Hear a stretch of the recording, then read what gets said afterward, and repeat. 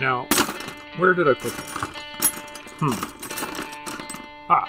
Here it is. Welcome to the Toolbox, where we discuss the tools we utilize every day. Yours to use or toss. It's up to you. But I hope you enjoy. Hey everybody, welcome back to Tools for the Toolbox. I am Chance Burles, as you know, and I have another fantastic guest sorted out for you today. We're going to let him take it away with the same question I always ask. Who are you, and what is your military background? Right on. Hey, I'm Jason. I'm the guy behind Blackbird Industries. It's been kind of a wild ride with this company. Going back to my military history. So I was actually, it starts basically being born. I was born a base brat. I was actually born in West Germany at Baden-Baden, beside Lahr. My dad was a CF-104 pilot. So I was basically born into the life, I guess you could say. Bounced around with him all over the country until he retired and flew for Cathay Pacific for a while. So I got into the Air Force in 2012. And then, as we were discussing earlier, I did a whole lot of interesting things in my career that didn't really amount to a whole lot. Basically did 6.5 years in the pilot training system before some family health issues forced me to end my career early. So I decided to leave early, and now I'm in the esprit de corps game for everybody who's still in and serving, and I want to bring some of that pride back into the CF that I feel has been lacking over recent years. So yeah, it's been a dark few years, unfortunately. Yeah. So tell me more about Blackbird Industries, though. Then, how did you get started? What was the idea? How did that come about? That actually spawned from having too much time off in between training courses while in the military. And every time, between that and being on course, every time we needed a course patch, a detachment patch, we needed some kind of PT gear. There was never a company within Canada that was doing it. At the time, I think one of the older guys now is probably C4L. I don't even think he has started up yet. No, there was no Canadian veteran business at all doing anything for the Canadian military. Yeah. You wanted to have something to show that you were in. You just bought whatever Walmart quality shirt was at Canex. Yeah, I was going to say the Canex had some stuff, but it was always like super cheesy. Just basic, right? Yeah. So being just good with computers and being, decent with graphic art, I started, designing course patches or designing detachment patches and making them kind of funny using, Ron Burgundy or Sonic the Hedgehog or whatever the funny reference was that we were doing at the time. And it got to the point where some guys were like, hey, you're really good at this. And I started getting reference from other courses to do stuff for them and other squadrons. And that's really how it took off. But my first actual, at least in the mindset, my first actual products were just the two Canadian flags, just the multicam Canadian flag, and then I did the splatter stylized one just as kind of a art project, basically. I looked around and I was like, what's something that is so easy to represent that somebody is going to immediately recognize of like that person has served? And I just looked at the flag that we all wear on our shoulders. Back in the day, we didn't have to have the red and whites, which are required now, but they were just the OD greens or black and greens. The low vis multicam was kind of the new pattern, at least for us, versus CAD pat. And I said, hey, I'm just going to, as a design exercise, I'm going to make a multicam on black Canadian flag. And I made, I don't know, not even very many. I think I made 50 of them. And just started word of mouth, like, hey, I just kind of made this, and it's just snowballed from there. And that's how Blackbird started. Yeah, that's awesome. I have one of those, the multicam splatter Canadian flags. I used to have it up on the wall, and we're actually moving, so I've had to trim a bunch of my stuff because we have house showings and stuff, and But normally it's once we move and I have my studio set up, it's gonna be up on the wall. Right on. One of the things, because it's a wicked flag. So how long have you been doing Blackbirds as like a business? As a business, I would say officially since the end of 2017. I was working the ops desk at 443 Squadron and kind of bouncing ideas off guys and said, I'm going to try my hand at this. It really didn't take off, I would say. Like the first year, 2018, was really just word of mouth. talking to guys in different squadrons and just, hey, I got one of this, or I'd send one for like a promotional, see what guys think, hang it in the mess or whatever.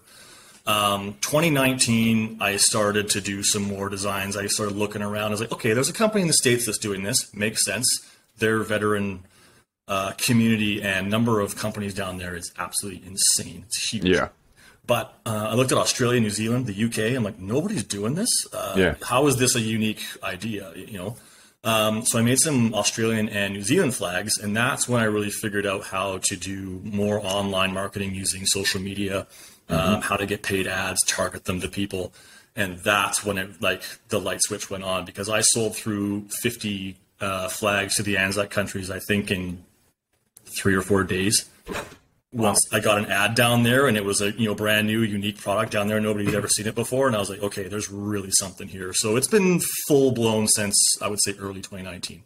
Yeah. I can see the diggers all of a sudden down there just being like, yeah, yes. Whoa, like how is it? Yeah, exactly. Yeah. Yeah. And it's funny actually, because until I saw your flags, until I never even thought of adding digital patterns to a flag. I was always just like, it would never conceptualize, but it's so crisp and so in line with how we feel about it, right? And they're just fantastic. So let's talk about your transition for a second then. Sure. So you did 6.5 years. That's for an officer. That's not the full contract, right? Correct. Yeah. A chunk of it. Yeah. So I punched out, like we were just saying earlier, right before basically getting my wings with the family health issue. So they moved me out of there, put me on a compassionate posting where I could be close to home. And then I had an NOI in to go somewhere else with the great support of 2 chains of command, supporting what I wanted to do, vice continuing flying. And then unfortunately that family health issue took a turn for the worse. And I was like, I'm not about to go off to selection on the East Coast when I need to be on the West Coast of Victoria. Yeah. And all the, the distractions that come with that.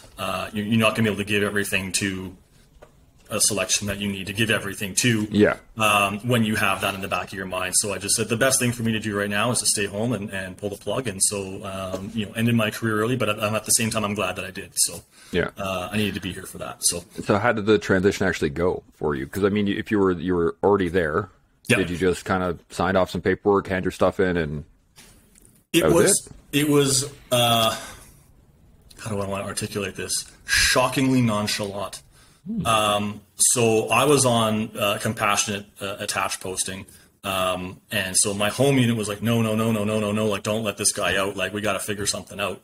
And the squadron was like, well, he's not our guy and we don't care.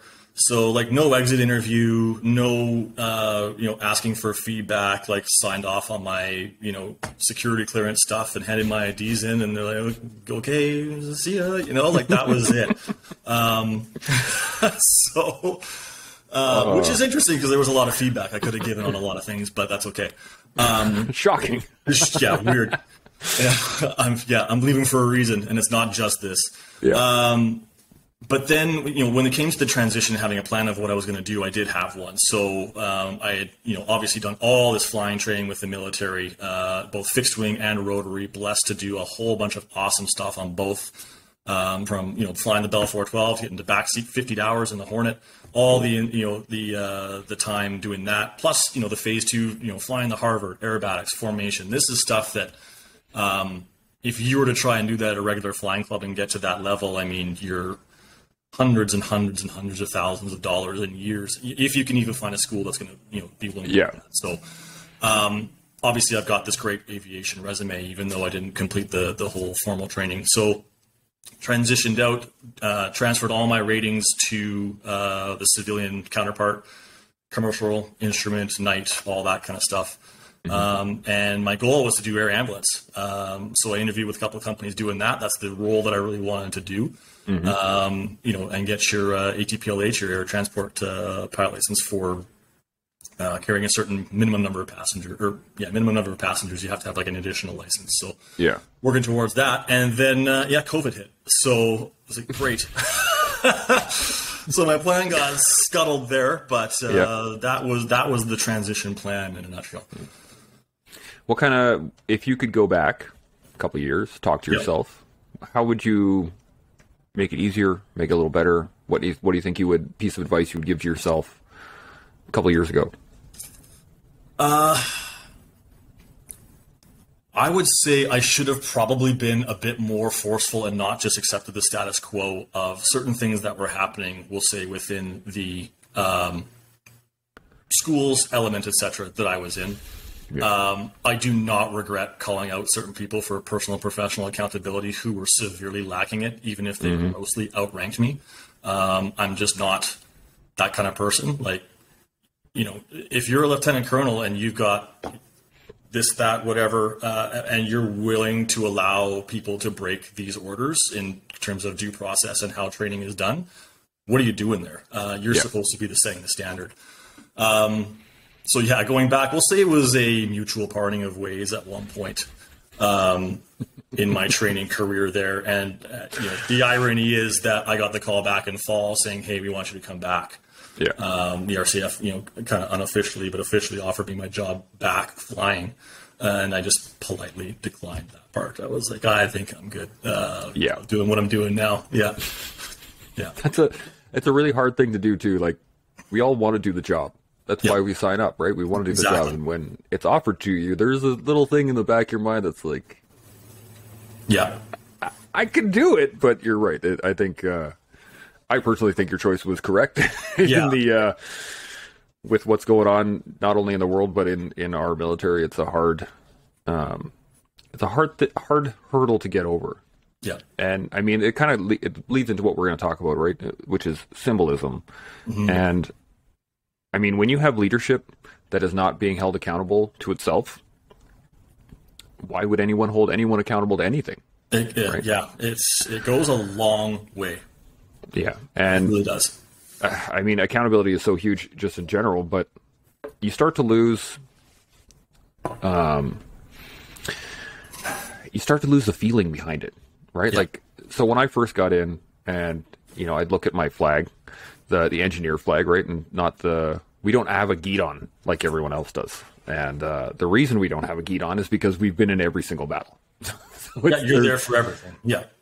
So we use the same motto as the artillery with ubique, which is everywhere. Yeah. But just the concept of that, right? You look at your flag and you're like, fuck yeah, right? The infantry look at their guidon and they see every one of their battle honors and they're like, yeah. Yeah. Right. The history behind it is it's invigorating. Yeah. It really is. So, and I find that, as the leadership starts to wane a little bit, or you start to have things that don't go well, you start to look at that flag a little differently. Yeah. You start to look at it a little, it's a little bit skewed, taints it. Yeah. So why do you think the flags that you create don't have that level of, like, they have a great connection to the job, the work, versus the units themselves? Mm-hmm. So where do you think that comes from? I think what the people who see my flags, like them, and want to buy them have their own story, and despite the fact that the flag is the same, whatever cam pattern it may be, they can relate to what they did and why, and that represents that to them. It doesn't represent the organization. It represents what they did for it, and that's why they would fly it with pride, really. I think that's kind of the way that it has turned out. I certainly don't do them to represent the military. It's for people to represent themselves. And that's why I think they work. Yeah. I totally agree. I mean, I look at them as it's a representation of the work rather than the like the Canadian flag is the Canadian flag. And I mean, we had this issue with the Walk for Veterans too, is that we're trying to design our own flag. We're trying to use our logo, which has a maple leaf in it. But technically the maple leaf is owned by the government of Canada. And if you start using their 13 pointed maple leaf, then they get all uppity. And I mean, the same thing with the Legion, with the poppies and all that other stuff. Have you had any trouble with? Yes. And I've gotten into it with that because let's be clear, it's one individual at the Symbols Department of Heritage Canada who runs this, who's a veteran himself, by the way. He, how do I really put this without being throw him under the bus? This is a guy who has this job, and he wants kind of everybody to know it's his job. So he has come at me multiple times, threatening me with all kinds of stuff for using the 11-point maple leaf. And what he likes to do is he likes to throw, what's it called? It's basically the code of conduct for use of the Canadian flag by government organizations. So he'll throw at you the rule book that organizations and government entities are supposed to follow. Like, you don't use the Canadian flag as a tablecloth. You don't let it touch the ground. You don't fly it upside down. You don't do all these different things. Those are not the laws of the use of the 11-point maple leaf. If you actually look up the Order in Council law, which is on the Government of Canada website, I don't have it right in front of me.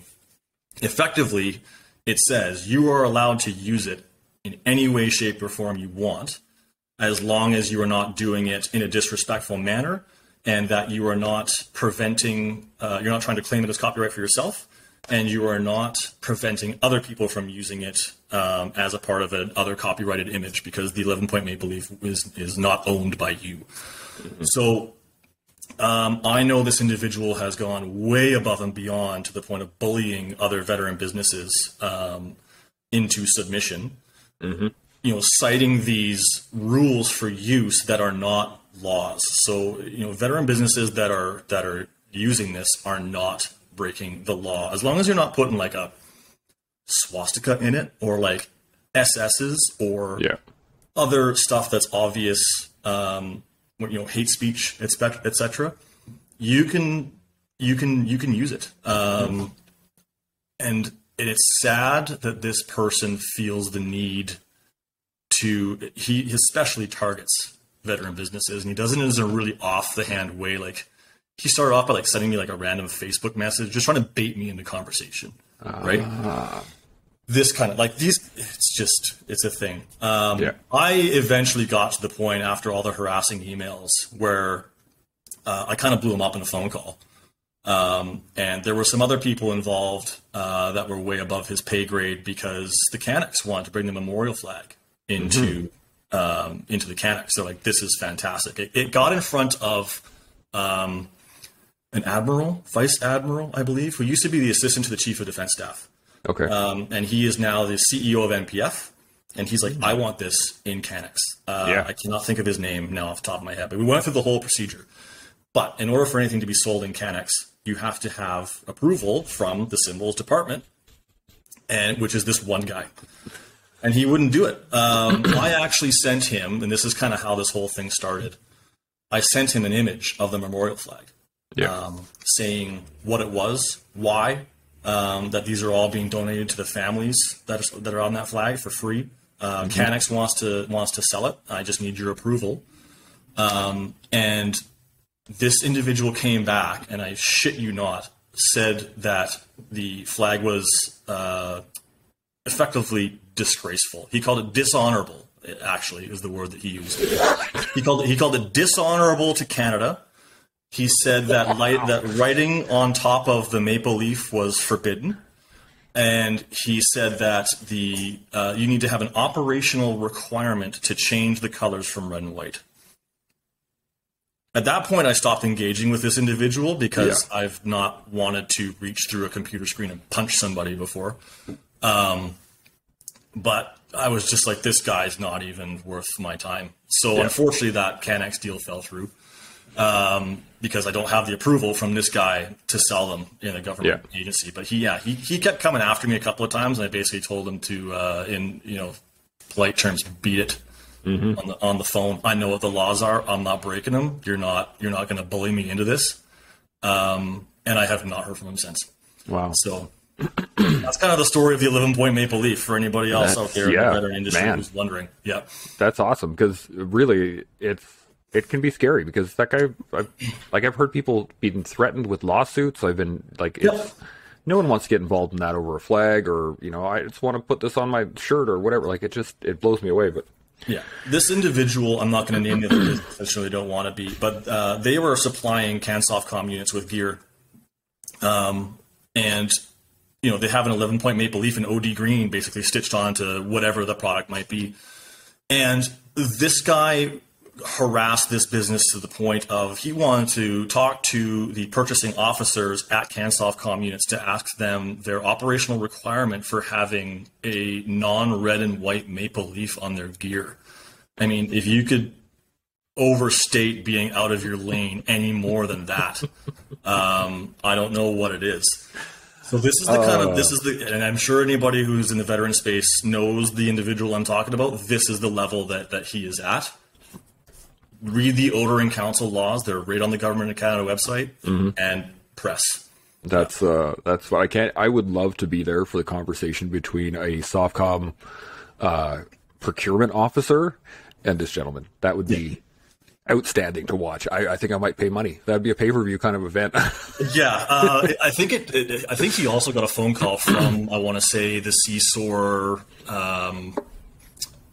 press officer. What's the right word? The PAFO. PAFO. I believe the CSOR PAFO tore a strip off of him too. Like, hey, stay in your lane. Yeah. He's been real quiet since. Yeah. Well, I mean, good. This is. Yeah. I think I used to. I've seen this change in the veteran community over the last little while, right? Like we now have this kind of air of companionship and collaboration, and everybody wants to work together because that's what we're used to doing. We want to work as a team, right? Yep. And when I first got involved in the veteran space, back in 14, 15, it was toxic. Like, toxic. There were people calling each other out on Facebook and friggin' gripes going back and forth across the country, and people didn't like that guy, so you can't work with this dude because nobody liked blah, blah, blah. And I tried to figure it out, and I think it was just the fact that back in the 90s, 80s and 90s and early 2000s was, those are the decades of darkness when you had to keep everything close to the chest. Yeah. Right? Because that guy might steal your idea and bring it to the sergeant major, and he'll get promoted because he had the idea and blah, blah, blah. So it becomes very, like, you can't talk to anybody, and you're not really working with people. Whereas, the Afghanistan boys were like, we have to work with everybody. Like, you can't do the job without it. Yeah. And so I think the attitudes are changing, but I notice a lot of the older veterans have a harder time collaborating with other people or working with other people. Yeah. Not all of them by any means, but there's a large chunk of them that are kind of like that. I see it all the time too. You want to use the term dinosaur, whatever. I think, like you said, it's just a different mindset where I've produced unit flags for people. At their request as veterans from that unit, because they've been banging on the door of the kit shop of that unit to make it for 5, 6, 7 years, and they haven't. And they come across me like, hey, can you make this? Because I want this. Here's my credentials. The kit shop won't make it for me. So I've done that. And then, they post a photo of it, and how fucking dare you not buy that from the kit shop and support the unit and whatever, from these guys.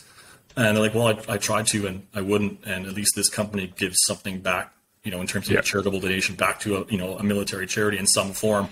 So yeah, I get what you're saying. And I think even back in and around that time, 2014, 2015, there was a lot of don't announce and don't pronounce yourself as being military in the country. You weren't encouraged to show pride in who and what you were doing, and there's all those regulations about where you can and can't wear a uniform, and there's certainly a time and place for that. But around that time was when the murder at the War Memorial happened, as well as in Saint Jean. Those two soldiers, Patrice Vincent and Nathan Cirillo. Excuse me for getting that. And you weren't even allowed to wear your uniform off base. You were told to take them out of any kind of social media. Don't show your name. Don't show your face. All that kind of stuff. You make yourself a target. And I think it's been a real soft reopening from that time. Yeah. I know. I've had my issues getting people on the podcast, and lots of guys who are like, I don't really want to do all that. And I totally get it too, right? Like you're putting yourself out there. You could be a target. This is a totally viable thing that actually happens. From my personal idea is that good. Let everyone see it. Right. Bring it. Bring it. Because you fuck with one of us, you're going to fuck with all of us. Like the amount of public support that that came out of two really horrific events was, for lack of a better term, excellent. Like, it was warranted, right? You saw people everywhere in the country that really began to see the military again for what it was, because, you know, we would see that kind of pride when we were fighting in Afghanistan, and then everything kind of shut down and everything went quiet. Yeah. And we started to fade into the background again, because it's kind of who we are, right? We're not doing it for the press. Yeah. We're not doing it to be special. We're doing it to do the job. Not thumping the chest and hoorah and all that. And Canada's kind of always been that way. Even going back to World War II, World War I, they were just kind of the guys that showed up and smashed, and then just quietly said sorry, as the joke, and it goes back to what they're doing, and it's still that way today. We are not the gloaty type, but it's still good. The country needs to know that the military exists and what they do, and I think that is severely lacking across much of it, especially on the West Coast. It is bad. They don't even know you exist. I was in a car dealership one day picking up my truck being serviced, having just come from the squadron, I'm wearing my flight suit. And this older gentleman, I would say in his 50s or 60s, says, wow, that's the cleanest painter suit I've ever seen. And I was like, turned around, I was like, what? And he's like, it's a flight suit. He's like, oh, what, we have Air Force here? I was like, yeah, the Victoria International Airport was built as an Air Force, training center, as a military base. It's the reason it exists to begin with. So, to be of that age and not have that kind of awareness, just it was stunning to me. It was wild. I think that's part of the identity, right? Like, we, as a military, as a nation's military, we've never really crafted an identity, right? We had, at times, we will craft it through spectacular events like Vimy Ridge, like Ortona, like the Battle of the Scheldt, like all kinds of things where we just, as you said, people are like, oh, we need you. Okay, yeah, we'll be over here. We went from, I think, having like 3 naval vessels in the beginning, at the outset of World War II, to being the 3rd largest navy in the world by the end of it. Like, our own aircraft carriers, everything. And we were just quiet about it. No one cared. They were just like, shit, we got work to do. Like, let's get it done. Exactly. Yep. Then we'll figure it out after. But I think the issue is that we've always done that. We've always just kind of stepped back and been like, okay, cool. We're just gonna go over here and do that. We've never really crafted our own identity. Yeah. Which is sad because of how rich it is. A lot of the stuff that happened in the Balkans and Kosovo with the special operations groups that just don't get talked about, but the things that those guys did at the time, JTF was a basically brand new unit, and what they were doing in Sniper Alley and Sarajevo, etc. I think one guy has written a book kind of about the unit in general. But the stuff they did back then and all the way through to today, you might even never hear about it. I get told stuff from actually more Americans that have worked with them than you hear from Canadians themselves. Like, hey, yeah, we worked with those guys in this place. And I was like, wow, But that dates back even to World War II. Like, how many people don't even know who the 1st Special Service Force was and what they did, what they accomplished. It's just wild to me, which is why I try and make that a focus of the business too, is like honoring the past while serving the present, which has kind of become the de facto motto of the company. Yeah. I think that's ideal, man. That is really exactly to the point of what, and you should make that your actual motto, not just de facto, but you should definitely work on, hammer on that, because that's what we need, right? That's the foundations of everything that we do within the military. And I've said this a couple of times, that it behooves the military to send out healthy, effective veterans into the world, because and be super proud of it. Like, man, look at this guy. He did 15 years in the military. Now he's got his own business and he's got this and that and the other thing, blah, blah, blah, blah. Celebrate that.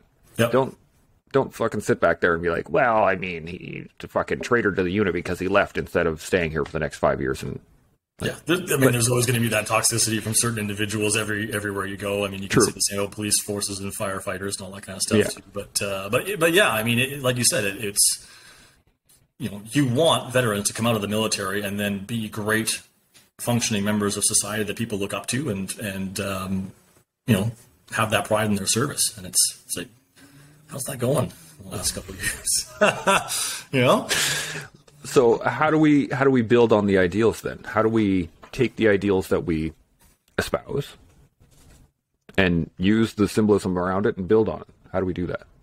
I think, you mean within the military in general, like specifically, or how do you see it? I mean, even as veterans, because that's who I deal with mostly. But I mean, within the military, it's going to be hard because there are QRNOs and DOADs, and you have regulations, and you have people, and blah blah blah blah. Yep. But once you're out, I mean, you can still be a part of it and still espouse the ideals of what it is you hold true. How do you think we should do that as veterans? Great question. I think in order to have the right frame of mind to do that as a civilian, you need to have it in the military before you leave. And so that's going back to the personal professional accountability, showing up and doing the job and taking pride in what you're doing, regardless of what trade you are. Cook, clerk, pilot, assaulter, infantry, logistics, whatever. Be the best that you can at that job. Take pride in what you're doing, because that carries forward, and that's a mindset thing. And when you're going to deal with hardships, BS, all that kind of stuff, but if you have the right mindset and pride in what you're doing, that stuff all gets a lot easier, I think, and more manageable.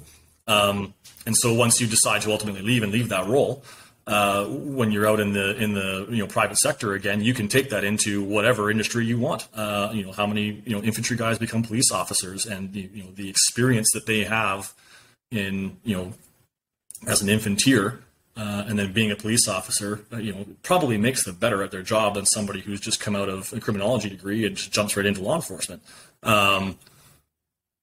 So I think that is probably the place to start, and it starts from within while still in, because if you leave disgruntled, which can happen, but if you leave disgruntled without having any pride in looking back on what you did for the last X number of years, that's not going to serve you well going forward into whatever you're doing next. No, it actually becomes very toxic into everything else, and you have that because I got out and I was, well, let me rephrase. When I left 1CR, I was bitter. Yeah. I was so bitter. I hated life. I hated the unit. I hated every part of it. I didn't want to be in the Army anymore. I was like, fuck, this is bullshit. I'm not doing this shit anymore. Yeah.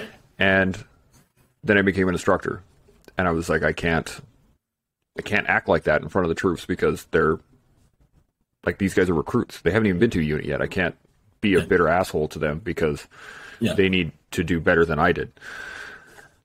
Which changed my concept of how I was doing things. And I started to, I was upholding the ideals that I wanted them to espouse, which then led into my life. As I retired and I started realizing that, I'm still not sleeping, and I'm angry at everything. Maybe it's actually an issue, not just the unit.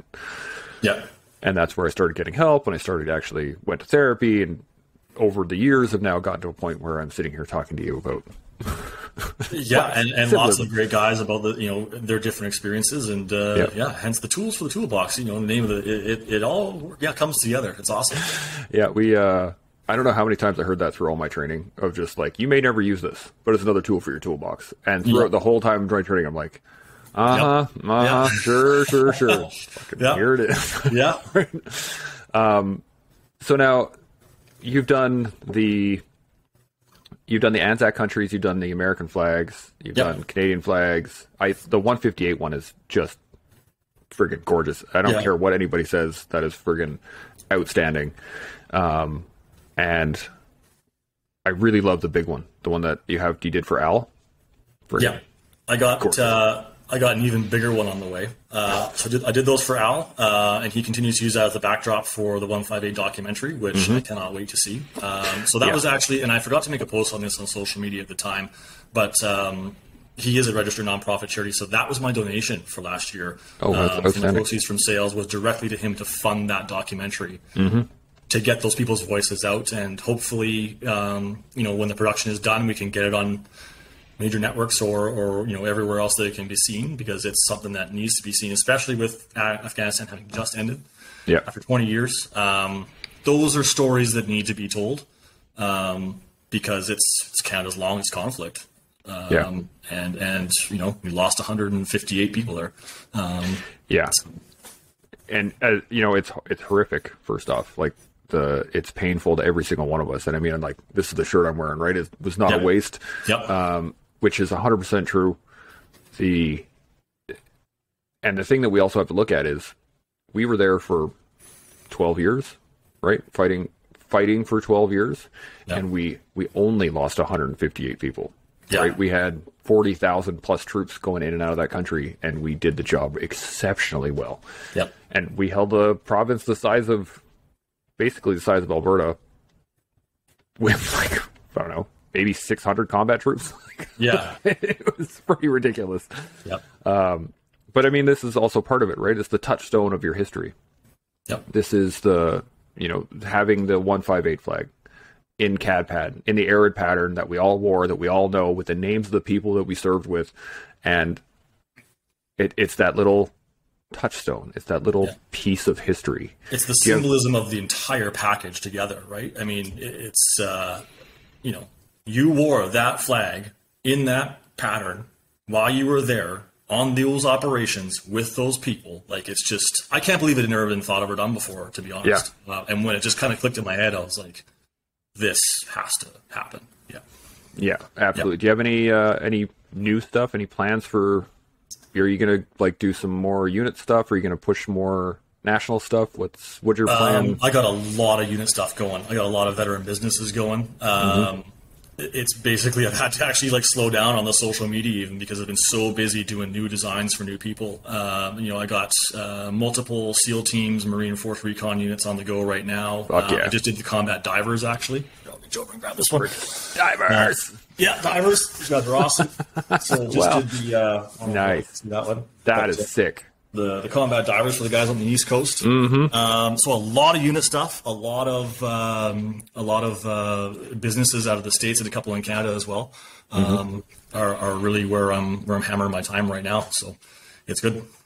That's fantastic. Well, you're going to be helping me with the Walk for Veterans flag, which is, again, that one as well. Outstanding. I can't wait. Charity initiatives as well. Which is fantastic. I think really what it comes down to is, like, it keeps you a part of this. Like, we all joined because we wanted something more. Right? We wanted to be a part of something. We wanted to be in the team, however you want to friggin' call it, right? It's always about something larger than you. Yes. And I think the flags are what does it. I mean, personally, I can't say enough about them. I love your work, man. Well, thank you very much. It's been super cool to watch. It's grown from feedback from the community as well. I'll try something different, like, oh, that sucks, or that doesn't work. And I do, like, kind of random funny stuff that I think is going to be cool, like the IR patch, like the shitty IR patch that you guys all had to wear on deployment that was stitched by, like, a tech that had never used a sewing machine before. Hold on. I got it here. I got to pull out the box. Dun, dun, dun. This is on my arm for 8 months. Bang. There it is. That's it, like, right there. Off center, fall apart with the pattern. And then I don't know how many people haven't posted up a ton of these, but I started drawing it, and I was like, you know what? Like, that's pretty fun. Part of it. Man. The stitches do it. Like, that's the whole part. That's the reason it was so bad, because it was so awesome because it was so bad. Yeah, exactly. Yeah. And, like, it's hideous, but that's the way they were. And so, you get those little mementos for people. But I'm always, in for hearing, new ideas, other, feedback from other units, stuff they want to see. The amount of units that are coming to me to get stuff made is fantastic. I really appreciate them trusting me with producing that stuff for them. Just going to continue to see where it goes. Do you do, like, some of the design work? Do they just give you the image and then you work the design as well? Or do they give you, like, a concept and you... Both. Yeah. Sometimes units will send me, their stuff, like, hey, we want this. Can you do it on this color flag? Or, the artillery guys have their official, cipher. It has to be these colors. Here's the actual color codes, etc.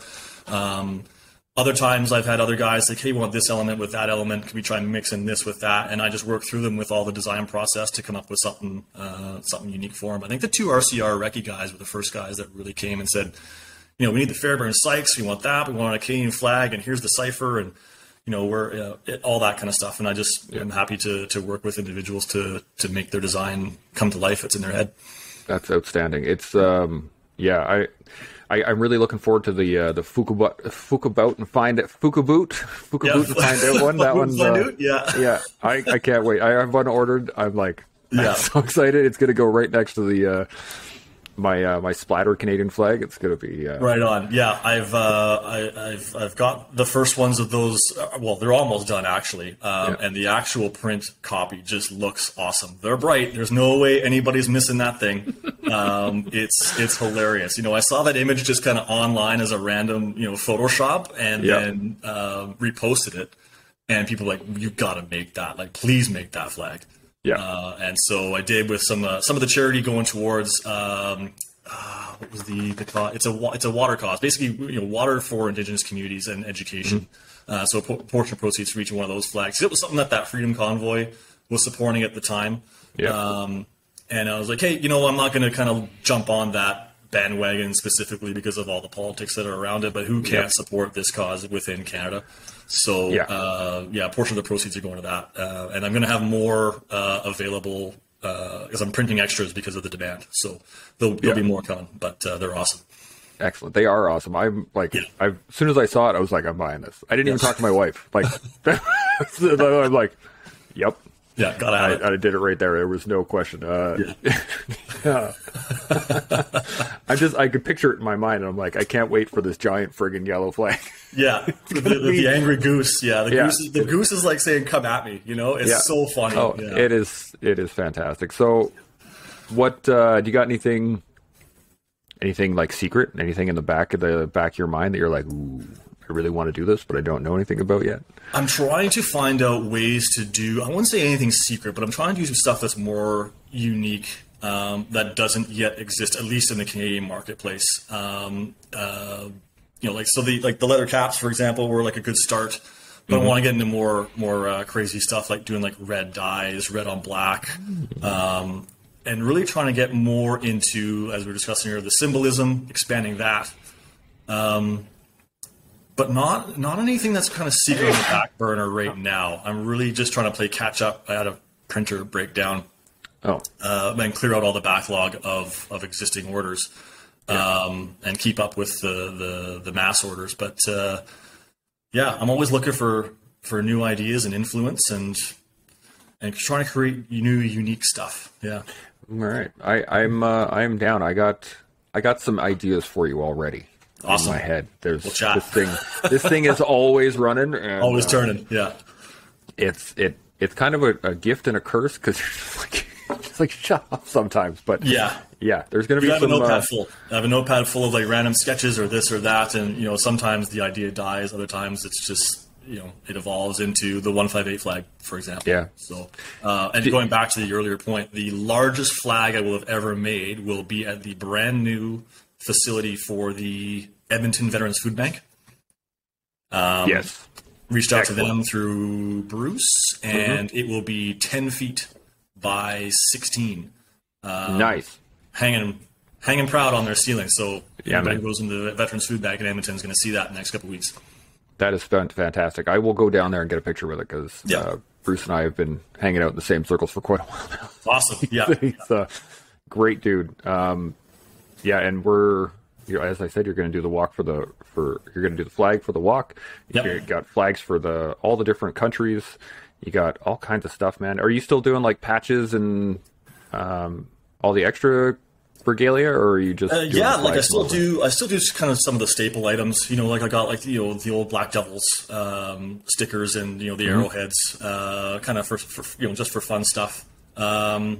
I'd like to get into some more new patch designs. I just haven't had the time to come up with them.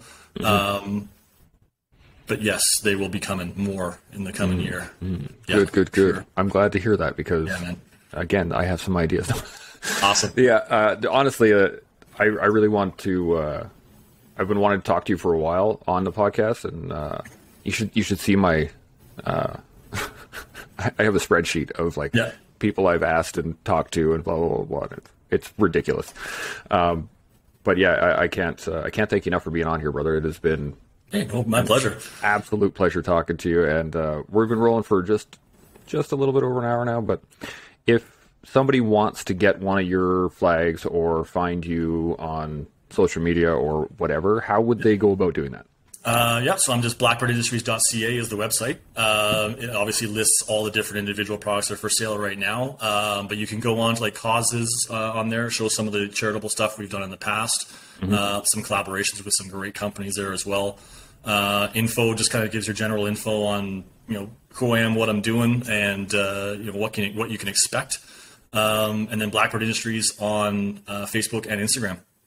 And that's it. And if you are a unit or looking for a unique product, I am here to make it for you because I know that there are not companies out there that will do it, and certain embroidery companies don't exactly make the best name tags, etc. I am here to solve that issue. So drop me a line. That is outstanding. All right, so yeah, do we any final points? Any last things about symbolism you think we haven't covered or want to get across? Anything you want to add? Really just goes back to the point of, the symbol of your service, your unit, whatever it may be, is what you make of it. It doesn't have to define you. Use it for the right reasons, and take pride in what you've done and where you're going. That's a great point. I always said, I know a lot of dudes that have troubles when they get out and they transition into veteran life. I was going to correct you earlier on that. We don't ever get out into civilian life anymore. Once you're a veteran, you're a veteran. It's veteran life, man. And you're never going to be a civvy again. Yeah. Your perspective is always different. Yeah, that's true. Yeah. But one thing, I have a lot of guys that say they had difficulties with their units or left in a very bitter manner. And now they have, they don't feel connected. And I say, you can have great pride in your trade. You can have great pride in what you did, and that's all that matters. Like, absolutely. Great to have unit pride, sure, but be proud of what you did. Be proud that you were there. Be proud that when the country called you, you were the one that went. Yeah, that is the key for sure. Absolutely. I'll go. That'd be great. You raised your hand, signed on the line, did your job. Yeah, and went through the ridiculous recruitment process. yeah, we talked about that before we started recording. But glad we didn't get into that on the official status, because I probably would have said some things that pissed people off. We might have gone on a tangent on that one. Yeah, with the stories we both have. That man, that would have been good. Okay, well, brother, I can't thank you enough. It has been my pleasure talking to you, and awesome. I look forward to working with you a lot in the next little while. Sounds good, man. All right, Chimo. Cheers. All right, that concludes this episode of The Toolbox. I really appreciate y'all listening. It has been my pleasure bringing you this awesome guest. If you like what you heard, please like, share, subscribe, do all that awesome stuff. And I hope you can use some of the information that was offered. To all those putting on the line every day, first responders, military, veterans, civil servants, you guys are keeping us safe and keeping the country running. I really appreciate y'all. Hope to see you next time. Till then, stay open, stay humble, and stay focused. Chimo.